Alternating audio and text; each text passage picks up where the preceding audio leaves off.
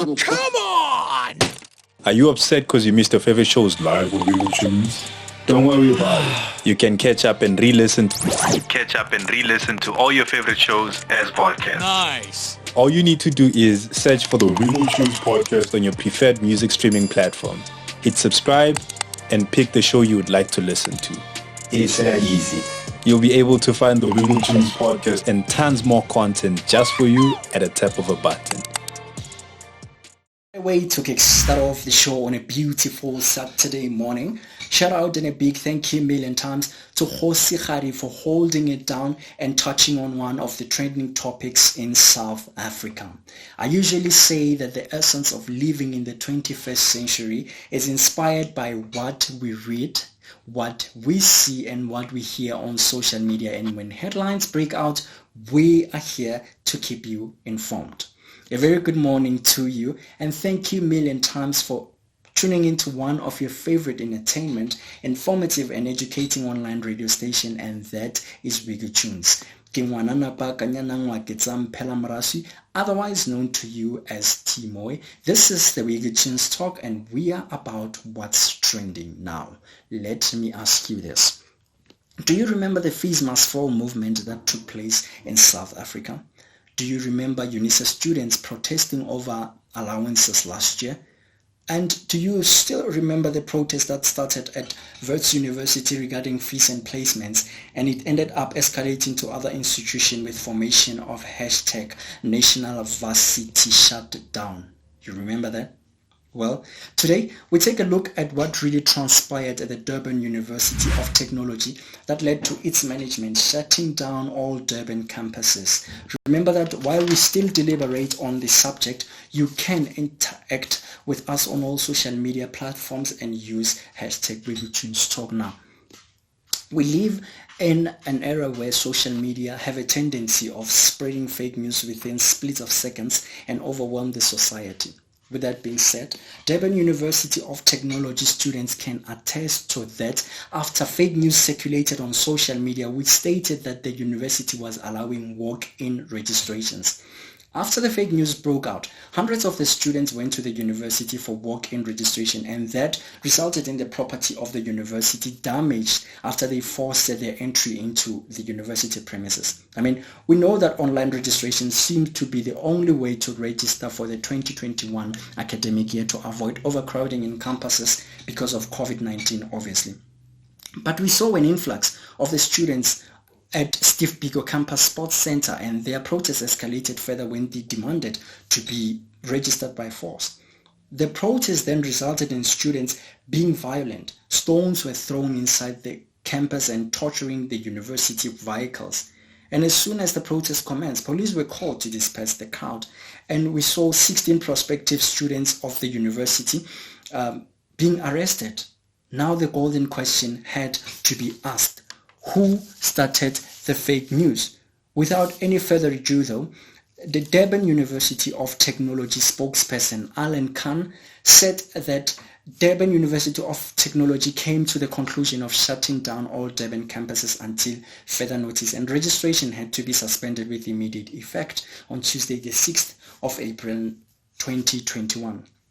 It has to be noticed, though, that online registration continues in the same manner it has been going all along, but without campus support. The flocking in of the students at the university violated COVID-19 protocols. Some students were even seen not wearing masks, and there was no social distancing.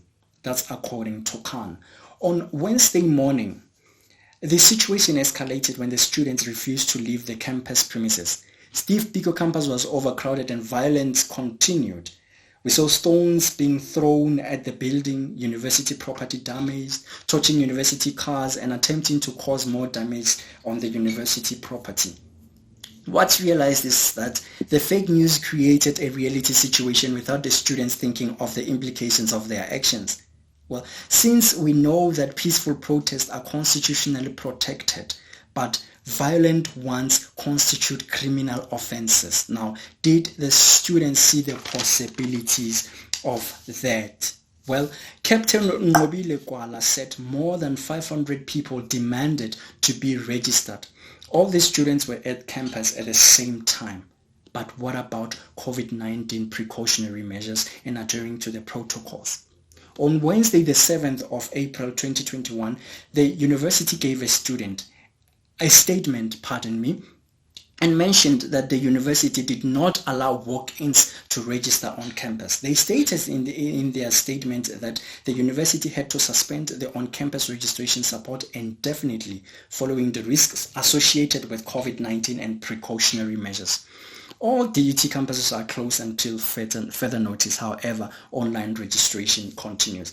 In terms of a post that was posted on the Durban University of Technology official Facebook page, an update came about with photos of the 16 students who were arrested being bailed out by their lawyer, Mfanafuthi Biela, who took the matter pro bono, and their bail was granted at Durban Magistrate Court.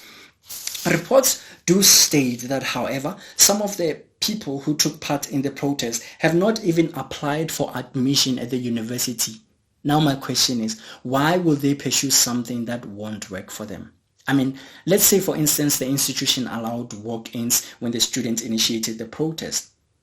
What were they going to benefit from the protest then? And another question that I have is, who would initiate or start something on social media knowing that it is fake and it will end up misleading people without thinking about the damage that his or her post might cause? I mean, was it too late for that person to rectify or delete the post online to avoid the drastic confusion? Sharing a mere post on social media have the capability of destroying what stood for decades. It is at the fingertips of a person. I mean, kindness is something that we practice every day. Things can be destroyed by just tweeting something just like that. Sometimes I know that a tweet that gains momentum might look or seem legitimate, but do you know where it comes from? Do you know the source? Did you check your sources before sharing or commenting on something that you are not sure about? As we speak, students cannot be assisted at the university regarding online registration because of the shutdown of the campuses. But what about those who can't register for obvious reasons like lack of data, smartphones, or even laptops? I mean, now I'm just gonna check your tweets. Since we are interacting on this topic, it's not about me, it's about us. On Twitter, I have Zoe_Megan saying thank you for always informing and educating us. I really appreciate that, Zoe.